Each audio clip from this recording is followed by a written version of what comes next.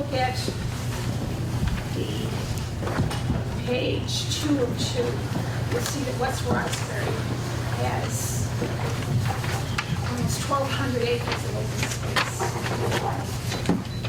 When you look on the other side, when you look at the North End, which is number 4 on the other side, the North End has 20 acres of open space.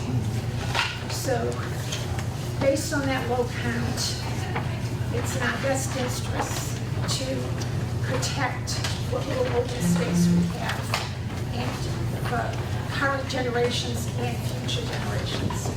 Then I handed out another sheet that lists the acreage of our 20 open spaces in the North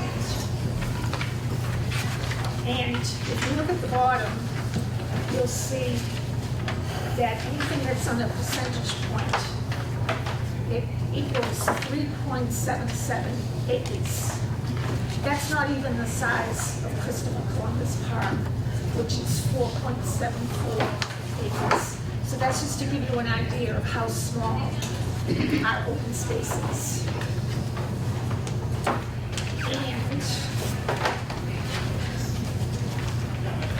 And today I met with Sal Amatino, and the purpose was, in the upcoming years, there's going to be a lot of activity in the North End. Always remember that it all started here. The history of the country started in the North End. And in 2023 will be the 300th anniversary of the Old North Church. In 2015, they'll be starting to celebrate the birth of the country from 2015 to 2020. In 2019 will be the 100th anniversary of the Great Molasses Flood. And I'm sure you've all heard of that. And if anyone that's not aware of that, it occurred down on Commercial Street, down by the watching courts. So today, when I met with Sal, we reviewed remaining work that has to be done in the cemetery, such as structural work on the bricks, replacement of the brick pathways, tree pruning, and straightening the tombstones. Because unfortunately, a lot of our tombstones are like this, like this. So we need, I think there's probably 10 issues that have to be addressed at the cemetery. And we also need additional funding to accomplish this work. So probably 250,000 of additional funding needs to be considered for this work in the cemetery.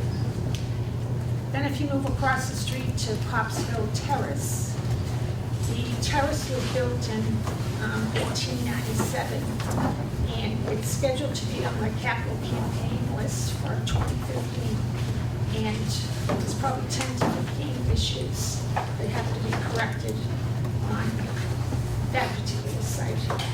And the cemetery and the Pops Hill Terrace are the only 2 parks in the North End that have historical designation.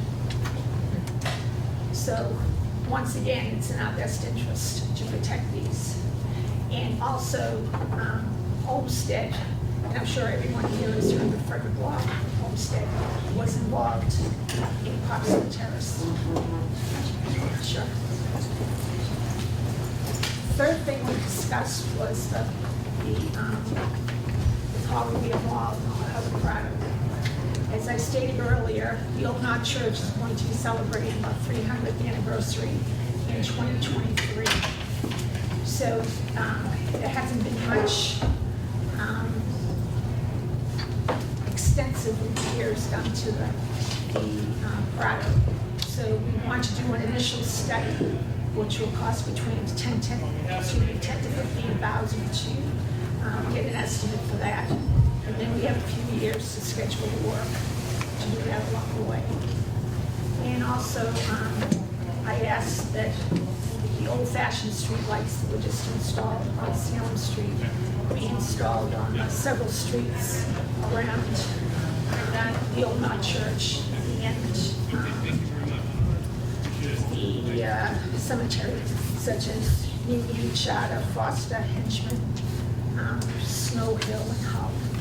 And I think that will add to the appearance of the current area. Elizabeth Gitzeline will talk about a contest that her students are doing concerning the flights at the Filippo Park.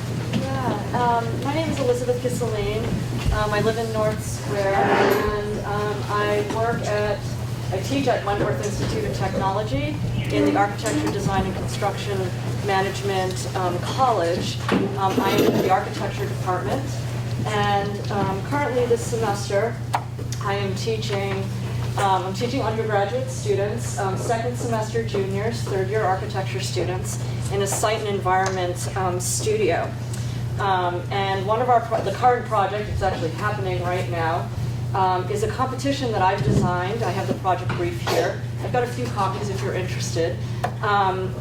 It is a student project, so understand that. It's very much about investigation and looking into our site and hopefully improving it by way of a series of interventions and specific programs that I've called out in the project brief here. Our site is located in Di Filippo Playground, the Gassi, but particularly focusing in on the flights. Our goal, some of our goals to the project, or what I'm asking of the students, is to consider issues of, number one, accessibility, which is a really tough thing to do on this particular site. Some other program that I've asked for that the students are accommodating in their designs will be 2 public bathrooms, one located at the upper elevation, sort of at the Hull Street elevation or close to that elevation, with the goal of addressing people coming in from the Freedom Trail, right, and how to do that in a very elegant way. The second book-ending program or pavilion at the lower elevation, the elevation of Prince Street, if you will, which is about 32 feet lower than Hull Street. It's actually 32 feet elevational difference. Would be another a public pavilion bathroom to serve the programs of the park. Between those 2 points, the students are asked to generate a series of spaces. 2 of them are performance spaces with the hopes of the students are looking at some of our community groups, NEMPAC and the Nazaro Center, many of the year-round activities that happen in this wonderful neighborhood.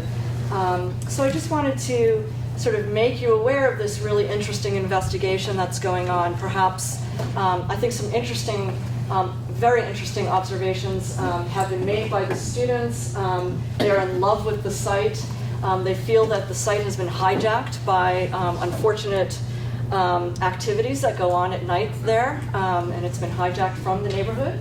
That it's a place that can actually be activated and used and become a place, and a place of destination at that. So if anyone's interested, I do have the program brief here.